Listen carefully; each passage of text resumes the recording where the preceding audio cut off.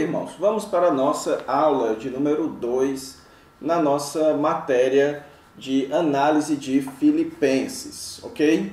Nessa aula, irmãos, eu quero fazer com vocês aquilo que é sempre importante que se faça antes de qualquer análise de um livro bíblico. Nós vamos ter aqui uma introdução à Epístola aos Filipenses, ok? Então nós vamos introduzi-los até a Epístola aos Filipenses. E qual é a ideia então de uma introdução à Epístola? A ideia é nós darmos aquelas informações que são cruciais, que são importantes para que você compreenda o restante do livro, ok? São as informações históricas e contextuais que serão utilizadas para a compreensão do conteúdo da carta. Então, todo o livro da Bíblia foi escrito em uma situação e com um propósito, ok? Foi escrito por alguém com seus leitores primários, pretendidos. Então, para que você entenda bem o que cada livro da Bíblia quer dizer, é bom que você saiba este background, esse pano de fundo, ok? Isso que é chamado de o contexto histórico do livro da Bíblia, que então vai nos ajudar a entender o conteúdo, ok? E como eu sempre gosto de dizer, irmãos, nessas aulas de análise que eu tenho dado aqui na Escola Charles Spurgeon, nosso propósito aqui não é puramente acadêmico. Eu expliquei isso para vocês na aula passada e estou explicando agora novamente. Nosso propósito aqui não é puramente acadêmico. Sendo assim, nós não vamos entrar naquelas discussões que pertencem à academia e que pouca relevância possuem para a sua compreensão do livro e para o ensino da palavra de Deus. Certo? Então nós não vamos aqui tentar responder àqueles que questionam a autoria de Paulo do livro de Filipenses. Nem vamos aqui nos delongar tanto se Filipenses foi escrito de Roma ou de Éfeso ou de Cesareia. Então essas questões, certo, contextuais e que há certa dúvida, nós não vamos nos aprofundar. Tudo aquilo que eu disser para vocês aqui será aquilo que é mantido pelos principais estudiosos conservadores, ok? Principalmente nos livros que eu indiquei para vocês na aula passada, certo? Então nós vamos seguir aqui escritores renomados, escritores conservadores, grandes pesquisadores, que suas opiniões não são negligentes, não são levianas. Então nós vamos simplesmente aprender deles, não vamos entrar tanto nestas discussões. Se você quiser entrar ou se aprofundar nestes debates, você pode recorrer aos livros que eu indiquei a vocês, ok? Todos eles, pelo menos o primeiro livro, o de Carson, Moore e Morris, vai tratar profundamente destas questões puramente acadêmicas, tá bom? Então agora eu quero com vocês introduzir ou fazer uma introdução à Epístola aos Filipenses, ok? Então vamos lá. Ok, irmãos, então vamos começar a analisar essas questões introdutórias da Epístola aos Filipenses. E as primeiras questões que eu quero analisar com vocês são as questões básicas do autor e dos destinatários, e no caso aqui o destinatário. Bem, irmãos, a autoria paulina do livro de Filipenses tem recebido enorme aceitação, certo? Então, Filipenses é um daqueles livros bíblicos que poucos são questionados, certo? Apenas muito recentemente é que tem havido real dúvida ou questionamento quanto à autoria paulina, e isso dentro de círculos liberais, círculos não ortodoxos, de pessoas céticas em relação à Bíblia, ok? Mas durante a história tem havido ampla aceitação da autoria paulina do livro de Filipenses. A evidência externa vinda dos pais da igreja é bastante forte, ok? Então você tem ali Orígenes, você tem Irineu, Inácio, todos eles atestando a autoria paulina, ou credenciando a autoria paulina da carta aos Filipenses. E como a abertura deixa claro, irmãos, essa carta foi escrita à igreja na cidade de Filipos, certo? Então não existe na carta aos Filipenses a mesma dúvida que existe na carta aos Efésios. Então a carta aos Efésios, se você já fez essa matéria comigo, eu expliquei para vocês que há muito questionamento se ela foi escrita de fato para a igreja de Éfeso ou se ela foi escrita como para a região ali ao redor da cidade de Éfeso. Em Filipenses não há essa questão, certo? Então, claramente, o apóstolo Paulo escreveu essa carta para aquela igreja ali na cidade de Filipos. E Filipos, irmãos, foi a primeira igreja fundada por Paulo. Na verdade, a igreja na cidade de Filipos foi a primeira igreja fundada por Paulo na Europa, certo? Se você leu o livro de Atos, se você já estudou esse livro, você deve se lembrar de uma visão que o apóstolo Paulo teve quando estava na Ásia, de um macedônio chamando ele para ir para a região da Europa, ali na Macedônia. Então, o primeiro lugar que ele foi na cidade de Filipos. E a cidade de Filipos, irmãos, ela era uma cidade bastante importante ali naquela região. Por quê? Porque ela era uma província romana, ela era uma cidade romana. Todos os que nasciam em Filipos eram cidadãos romanos. Isso porque esta cidade surgiu com a habitação de soldados romanos ali. Então você tinha muitos romanos morando naquela cidade, que acabou crescendo, e por isso então aqueles que nasciam na cidade de Filipos eram automaticamente cidadãos ou tinham os mesmos direitos romanos, ok? Por isso a língua do latim era uma língua muito falada lá naquela cidade. Além disso, irmãos, a cidade de Filipos era uma cidade que tinha poucos judeus. Nós sabemos que o apóstolo Paulo ele tinha uma estratégia muito clara em suas viagens missionárias. Ele procurava primeiramente as sinagogas. Quando ele chegou em Filipos, não havia sinagogas naquela cidade. E para haverem sinagogas em uma cidade, era necessário uma quantidade de pelo menos 10 homens. Isso significa que a cidade de Filipos não possuía 10 homens judeus piedosos, o que mostra que aquela era uma cidade com muitos poucos judeus. Também foi lá que o apóstolo Paulo, então, foi para um local de reunião de alguns judeus que haviam naquela cidade, dentre os quais havia Lídia, certo? E então Paulo conheceu Lídia, e o texto de Atos nos diz que Deus abriu o coração dela para atender às palavras de Paulo, e ela ofereceu a Paulo e aos seus companheiros estadia na sua casa. Então, provavelmente, a igreja de Filipos começou, ou até mesmo existia, na casa de Lídia. Sendo assim, pessoal, aquela era uma igreja de minoria judaica. Ela era composta por gentios.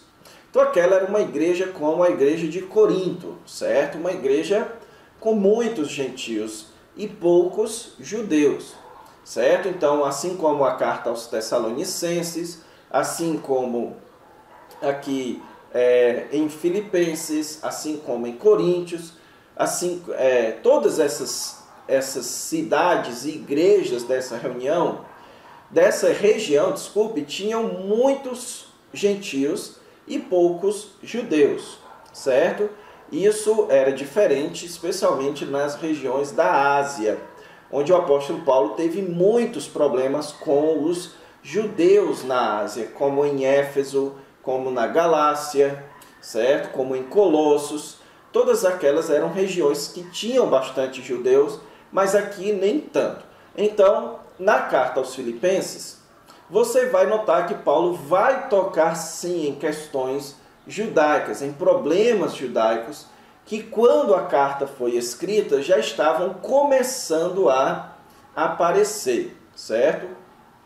Mas quando a igreja foi fundada, como nós sabemos pelo livro de Atos, aquela cidade não tinha muitos judeus. Avançando então, quanto à data e o local de escrita. O local de escrita, irmãos, o que nós sabemos é que Paulo estava preso, certo? Por 3 ocasiões, no capítulo 1, versículos 7, 13 e 16, ele afirma que estava preso e nos informa o motivo que ele estava preso. Ele estava preso por causa do seu ministério, ok? Então ele era um criminoso de Cristo. Ele estava com suas cadeias em Cristo. Então nós sabemos disso. Quando Paulo escreveu a carta aos Filipenses, ele estava preso. Existe dúvida, porém, sobre onde o apóstolo Paulo estava preso. Há 3 grandes candidatos aqui. Você tem o primeiro candidato, que é a cidade de Roma. Paulo estava na sua primeira prisão em Roma, que é descrita no livro de Atos. Não é a sua segunda prisão quando ele é martirizado.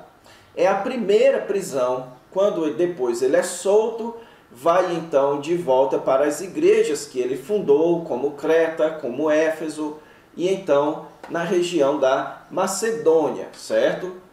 Então, o apóstolo Paulo está ali na sua primeira prisão, que foi do ano 59, mais ou menos, até o ano 61. Foi o período dessa primeira prisão de Paulo. Então, uns apontam esse como o primeiro candidato, o principal candidato. Existe também a opção da cidade de Éfeso, em uma prisão de Paulo na cidade de Éfeso. Nós não sabemos, não tem registros bíblicos de Paulo preso na cidade de Éfeso assim por tanto tempo, ok?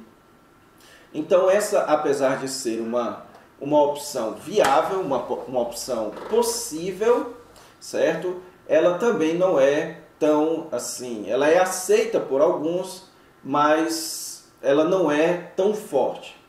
E a terceira e última é que Paulo escreveu quando estava preso em Cesareia, ok? Quando ele apelou para César, como o próprio livro de Atos nos descreve. Essa também é possível, mas as evidências históricas não permitem. Principalmente, irmãos, porque o livro de Filipenses, a carta de Filipenses, nos dá muitos indícios de que Paulo de fato estava em Roma. Um deles é colocado no capítulo 1, quando Paulo diz que as suas prisões se tornaram conhecidas de toda a guarda pretoriana.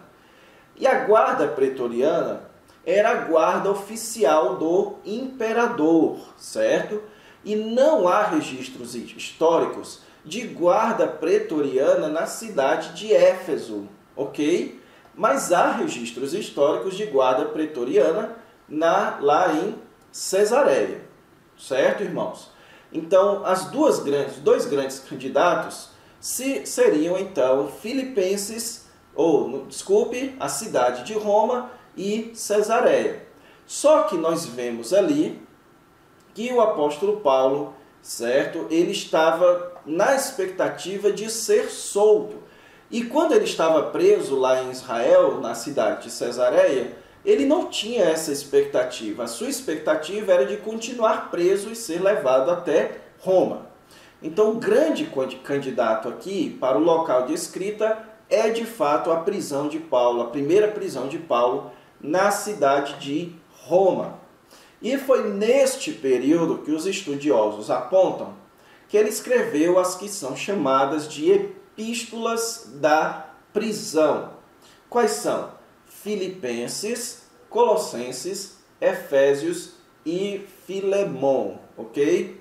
Então, são as cartas que ele escreveu quando ele estava preso.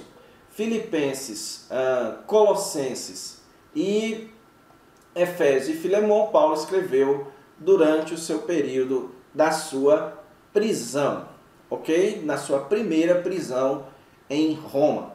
Então, o local de escrita, o mais provável, é na sua primeira prisão na cidade de Roma. Quanto à data, irmãos, se nós aceitamos que o local de escrita é a prisão de Paulo em Roma, então Paulo esteve preso em Roma no ano 59 a 61 depois de Cristo. Ele esteve preso por estes 3 anos. E a carta de Paulo aos Filipenses tem todos os indícios de ter sido escrito ao final deste período. Por quê? Porque Paulo já manifesta nessa carta a ideia de que ele vai ser solto, a sua esperança de que vai ser solto, ok? Então, parece que Paulo já estava no final da sua prisão, inclusive ele estava fazendo planos do que fazer quando fosse solto. Isso diferente, por exemplo, da carta aos Efésios, onde o apóstolo Paulo não parece ter nenhum plano, e em Colossenses também, certo? Que são cartas onde o apóstolo Paulo não parece ter a expectativa de que vai ser solto.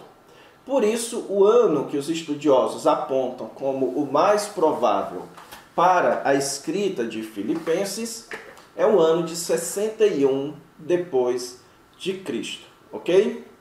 Então, avançando, agora quanto à ocasião de escrita. Esse ponto, irmãos, da ocasião de escrita é um dos mais importantes, certo? Por quê?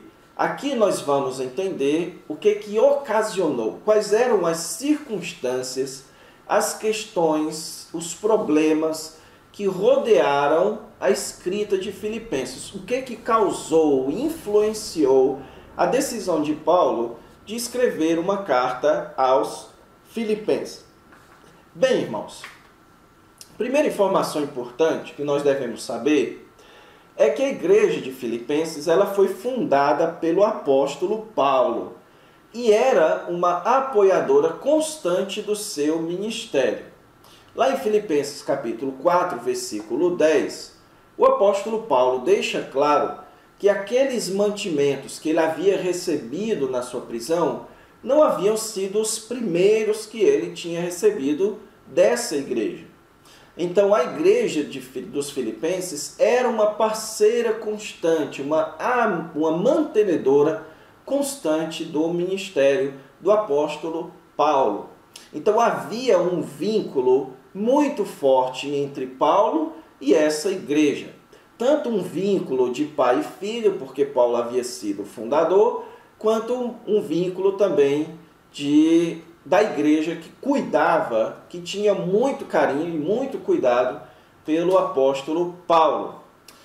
Então, a carta de Filipenses nos mostra que aquela igreja enviou mantimentos a Paulo com Epafrodito. Então, eles designaram Epafrodito para ir até Roma, levando mantimentos e ajuda para o apóstolo Paulo ali naquela prisão. Só que junto com Epafrodito, a igreja também mandou questionamentos e informações quanto a problemas que estavam surgindo dentro da igreja, certo? Então nós não sabemos propriamente se Epafrodito levou oficialmente essas questões. Mas o fato é que Epafrodito narrou ou descreveu para Paulo como estava a situação daquela igreja, quais eram os problemas que estavam acontecendo ali. E Paulo, então, quis lidar com essas questões.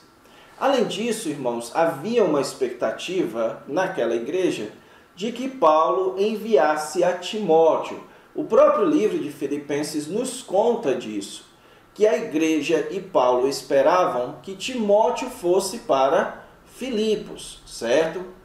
Então, que ao sair Epafrodito, Paulo não os deixaria órfãos. Paulo enviaria a Timóteo para aquela igreja. Só que o apóstolo Paulo, na sua carta, explica que ali ele entendia que não era o momento certo de enviar a Timóteo. Então, e também que Epafrodito, neste seu desafio, neste seu trabalho de levar os mantimentos a Paulo, ele adoeceu bastante. E Paulo, então, quer enviar de volta Epafrodito para a igreja de Filipos, para que Epafrodito, então, recebesse o consolo e o cuidado devidos naquela igreja. Então, Paulo escreve também essa carta para prepará-los em relação a isso. Sendo assim, então, diante dessas ocasiões aqui, Paulo escreve essa carta para agradecer a eles e recomendar a Epafrodito e corrigir problemas. Então essa era a ocasião. Paulo estava preso e uma igreja que muito o amava e tinha carinho por ele enviou mantimentos para ele e também relatos da situação e das dificuldades dentro daquela igreja. Então esta foi a ocasião e também a ideia, o desejo de Paulo de mandar Epafrodito de volta. Então foi essa ocasião que originou esta carta de Paulo aos Filipenses. Agora, quanto aos propósitos e tema. Então, os propósitos, irmãos, da carta de Paulo aos Filipenses, e veja que eu estou usando propósito no plural.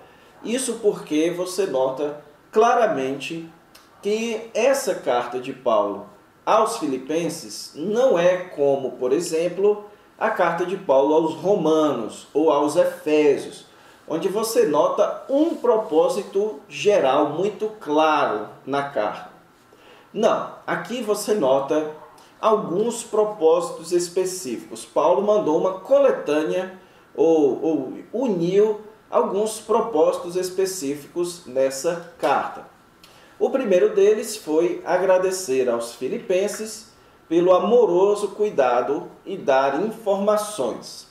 Então você vai notar nessa carta que tanto Paulo vai agradecê-los pelo cuidado que eles haviam enviado, certo? Os mantimentos que eles haviam enviado por Epafrodito, mas também Paulo vai consolá-los, Paulo vai animá-los, dando a eles informações quanto à sua prisão em Roma.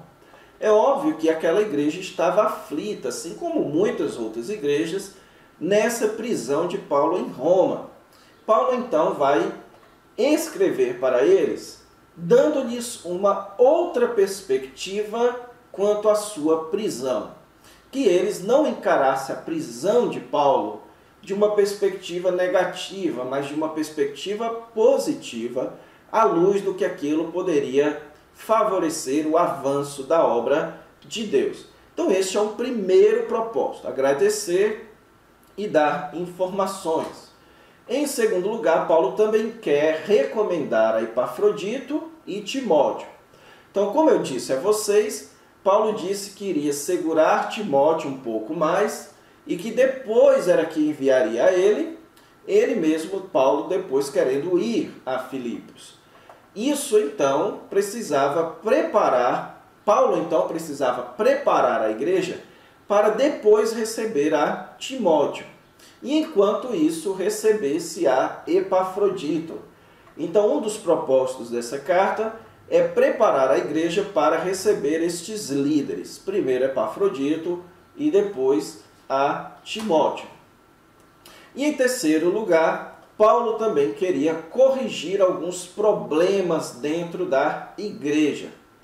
Tanto no capítulo 2 quanto no capítulo 4, nós vemos que estava acontecendo rivalidade entre os irmãos, certo? Então, Paulo ficou sabendo de que uma das dificuldades dentro daquela igreja era a desunião. Estava acontecendo ali desunião.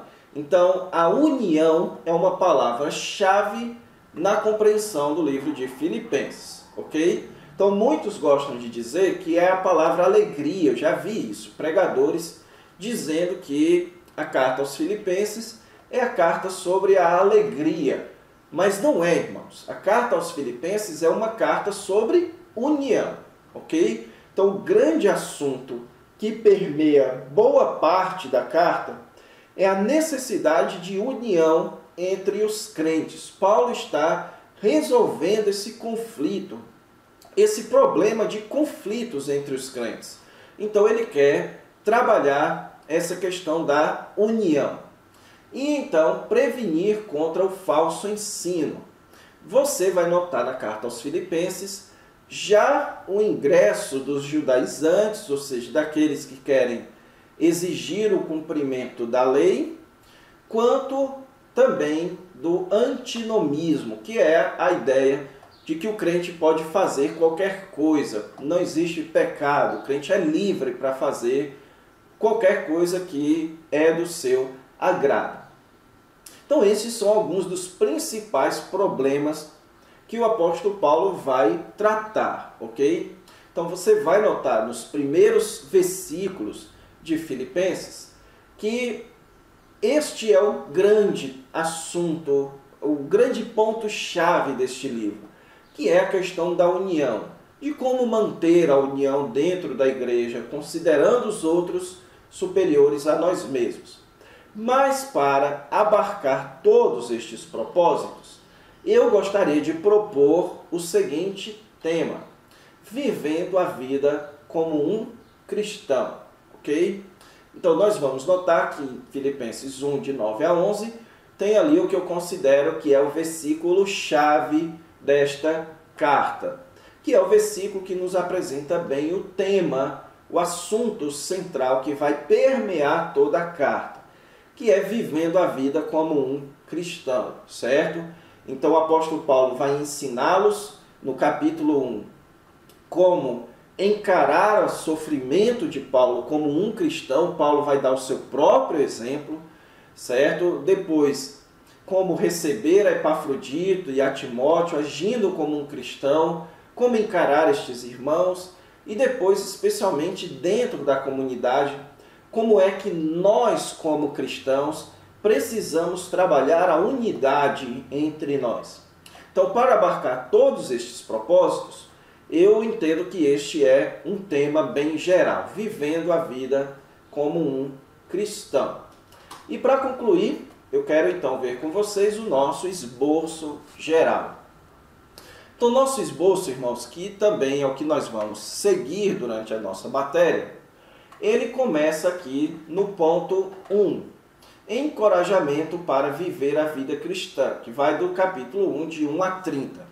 Então, no capítulo 1, o apóstolo Paulo vai encorajar aqueles irmãos, certo? Ele vai fazer uma oração, um louvor a Deus por aqueles irmãos, vai dar informações quanto ao que está acontecendo com ele, também prepará-los para receber a Timóteo e a Epafrodito, certo? Mas você vai notar que existe um forte espírito de encorajamento para a vida cristã.